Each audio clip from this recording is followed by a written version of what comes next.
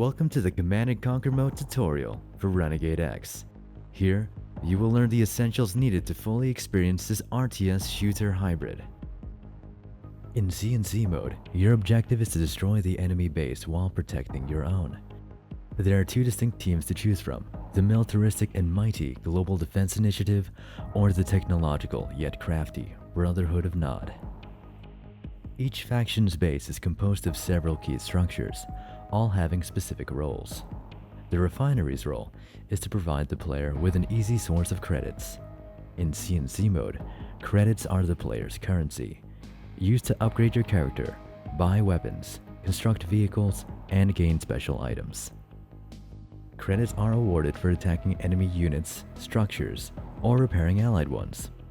Additionally, a team's refinery provides a small constant stream of credits to each person of its faction. Bonus credits are granted each time the harvester is allowed to dock after returning from its Tiberium field. Credits are used via purchase terminals, which are scattered throughout the buildings in your team's base. Purchase terminals are accessed by approaching them and pressing the action button. The purchase terminal's available options are directly tied to the status of specific team structures. The GDI Barracks and Hand of Nod will allow their respective team to purchase advanced infantry classes. Similarly, the GDI Weapons Factory and Nod Airstrip allow the team to access vehicles, such as tanks and artillery. If these structures are destroyed, the respective team will lose access to their vehicles and advanced character upgrade options. There are multiple ways to destroy a building: ranged bombardment, ground infiltration, or super weapon targeting. Bombarding a building's exterior is the most commonly used method. This can be achieved with any explosive weapon, ranging from shoulder-mounted rocket launchers to heavily armored tanks or artillery. A more covert method of building destruction is to infiltrate it with infantry units and destroy its MCT, the Master Control Terminal. Any damage dealt to the MCT will proportionally damage the building. The most effective method is placing C4 explosives directly on the terminal. The final method of destroying a building is through use of a super weapon beacon. Plant the beacon next to the target structure and defend it until it counts down. If the beacon is not disarmed, GDI's ion cannon or Nod's nuclear strike will destroy the building.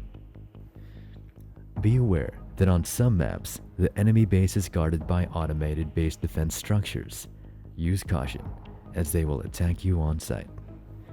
There are two ways to disable automated base defense structures: by destroying the building itself or the power plant. In CNC mode, destroyed power plants cause a team-wide debuff. Purchase terminal prices are doubled and major base defense structures are disabled. You may also notice maps where there are no power plants. The GDI Hotwire, Nod Technician, and Basic Engineer classes are equipped with repair guns. If a friendly building is damaged, these classes can repair it quickly by firing the repair gun at the MCT. This gun also repairs friendly infantry and vehicles. On the other hand, the gun can disarm enemy C4s and super weapon beacons. The repair gun cannot damage enemies, so these engineer classes must rely on their sidearm or C4 for personal defense. A few new features deviate from Westwood's 2002 CNC mode. Renegade X now features capturable tech buildings. Engineer classes can now capture neutral Tiberium silos using their repair guns. A captured silo will give your team additional credits and a new selection of Tiberium sidearm weapons. Silos cannot be destroyed, but they can be recaptured by a team at any point. Renegade X also introduces new sidearm replacements. At the purchase terminal, players can exchange their pistols for carbines and automatic weapons. Some pistol replacements will cost a varying amount of credits. Timed C4s can be exchanged with hand grenades. The Airstrike is a new super weapon in Renegade X. Both teams can purchase airstrike binoculars and paint a target from afar. Within seconds, GDI A-10 Warthogs or a Nod AC-130 gunship will fly in and bomb the area. While airstrikes are not very effective against buildings, They can effectively wipe out vehicles and infantry within the painted area. This concludes our basic tutorial. Remember, this only scratches the surface of what's possible in Renegade X. In our future videos, we will go into more advanced tactics and team strategies.